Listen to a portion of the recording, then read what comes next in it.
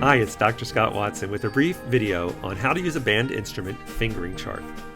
Now, when you learn how to use a fingering chart, you can teach yourself how to play a lot of notes. Of course, before you ever use a fingering chart, the first thing band kids usually learn how to do is to put their instrument together. You want to know how to assemble all the pieces of the instrument properly. And then the next thing you usually do is you learn how to form an embouchure. By the way, that's just a fancy word for how you form your lips to play an instrument. How to form your embouchure and blow to produce a characteristic tone. That involves a lot of things, not only the embouchure, but the airstream and the tonguing, to push the air out. But then the next thing is what buttons to press on your instrument, or if it's a trombone, what slide position you want to be in. So that's what we're dealing with in this video is how to use a fingering chart to teach yourself some of those notes.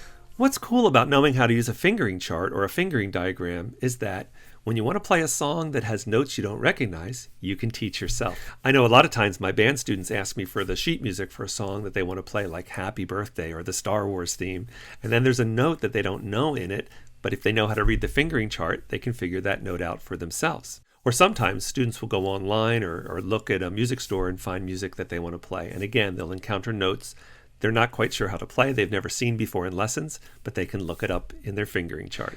If you play a woodwind instrument, fingering charts are going to tell you which of the keys, the many keys in a lot of cases, the main keys and the side keys, which of the keys that you're going to press on the instrument to play certain notes.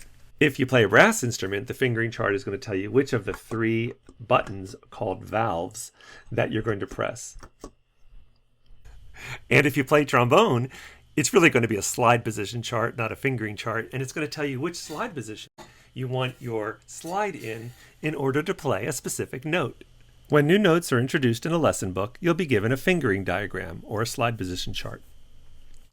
The fingering diagram shows the keys on the instrument or the valves that can be pressed on an instrument. The keys or valves that are colored in or filled in, they're the ones you press. The ones that are not filled in are left not pressed. With a slide position chart, you just have to look at to what position do you extend your slide to play a given note. The fingering chart or slide position chart that's in the back of a lesson book is just a summary of all the notes that can be played on that instrument with their corresponding fingerings or slide positions. There's 3 important items I want to mention in regard to fingering charts. First of all, sometimes there is more than one way to play a given note. So which one do you use? Well, for all the valved brass instruments, there's a general rule of thumb that the fewer valves is usually the better choice. For woodwind instruments, it's a little more complicated. I would check with your teacher which fingering that he or she prefers you use. But if you don't have a teacher to ask, just use the one that seems simpler to you. Okay, the second item is that sometimes notes have 2 names. So for instance, if you're looking for F sharp on a fingering chart and you see right next to it G flat is fingered exactly the same way, or the slide position is exactly the same slide position for F sharp and G flat, it's because those 2 notes are what are called enharmonics. Same note, 2 different names.